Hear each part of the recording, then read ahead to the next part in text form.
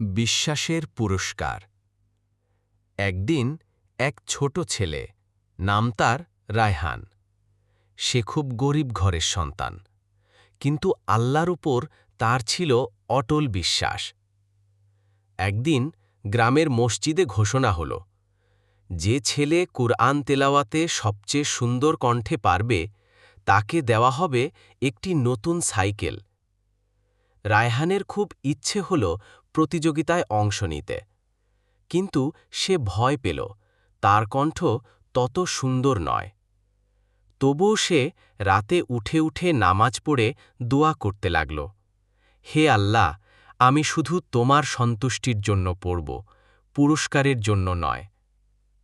পরদিন প্রতিযোগিতা হল। রায়হান যখন তেলাওয়াত শুরু করল, পুরো মসজিদ নিস্তব্ধ হয়ে গেল। তার কণ্ঠে ছিল এমন এক শান্তি, যেন আকাশ থেকে নেমে আসছে রহমত।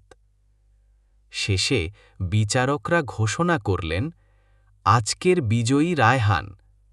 সবাই হাততালি দিল, কিন্তু রায়হান তখন মাথা নিচু করে বলল, আমি এই পুরস্কার আল্লাহর রাস্তায় দান করতে চাই।